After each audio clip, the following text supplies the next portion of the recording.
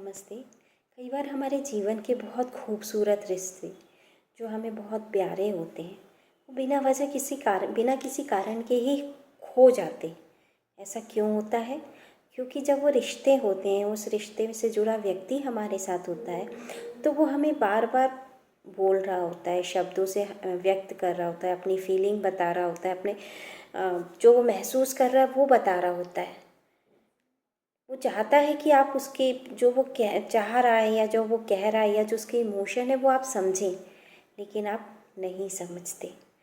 एक बार फिर क्या होता है, धीरे धीरे जब वो व्यक्ति समझ जाता है कि वो अब कि उसकी आपके जीवन में अहमियत नहीं है या आपको उसकी ज़रूरत नहीं है, फिर वो शब्दों से कहना बंद कर देता है, मौन स्वीकार कर लेता है। और जब वो मौन स्वीकार कर लेता है तो उस समय हमें उनके शब्द बहुत याद आते हैं, बहुत ज़्यादा याद आती हैं उनके शब्द, उनकी बातें, लेकिन वो दोबारा से हमें नहीं मिल पाते। क्यों?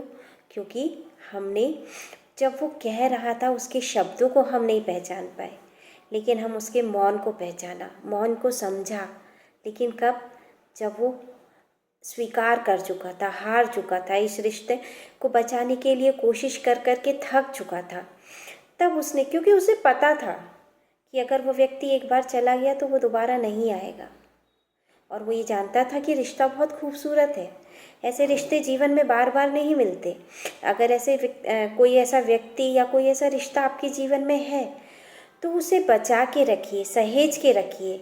अगर वो अपनी फीलिंग्स बता रहा है तो उसे इग्नोर मत करिए। ये मत सोचिए कि अरे ये तो ऐसे ही बता रहा है, क्योंकि जब वो व्यक्ति, वो रिश्ता आपके जीवन से चला जाता है या वो व्यक्ति मौन था, ऐसा नहीं होता है कि कोई व्यक्ति के जाने का मतलब होता है कि उसके मन से भावनाएं, फीलिंग निकल गई। नहीं, वो व्यक्ति उसी तरह चाह रहा होता है, लेकिन वो क्या करता है, बस बताना छोड़ देता है, क्योंकि वो समझ जाता है कि मेरे शब्दों का कोई मोल नहीं है। कोशिश करिए, शब्दों का मोल कर लीजिए, वरना उनका जो मौन है वो आपको अंदर तक तोड़ के रख देगा। और ईश्वर ने, जैसा मैं कहती हूँ कि हर बार, कि कोई भी बिना वजह नहीं मिलता।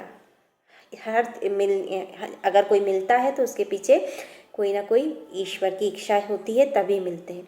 तो उस इच्छा का, ईश्वर की इच्छा का सम्मान करिए। और अगर कोई व्यक्ति आपको मिला है तो उसकी भावनाओं को समझिए।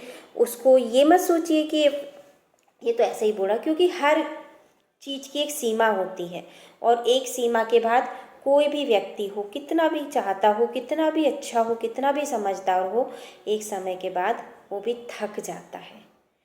और थकने के बाद उसका मौन, आप उसके पहले आपको शब्द खलते थे, फिर आप उसका मौन सहन नहीं कर पाएंगे, आपको उसका मौन काटने को दौड़ेगा, क्योंकि आप आपको उसकी जो चुप्पी है वो आपको तोड़ के रख देगी। तो कोशिश करिए अपने रिश्तों को, अपने जीवन के उन खूबसूरत रिश्तों को जो आपको खुशी देते हैं, जिनसे आपको खुशी मिलती है, उन रिश्तों को बचा के रखिए। उनके शब्दों को समय रहते समझ लीजिए, ताकि उनके मौन, वो उस मौन तक ना पहुँचे और आप उस स्थिति में ना पहुँचे जहाँ पर आप उनके मौन की वजह से टूट जाए। जय श्री कृष्ण। राधे राधे।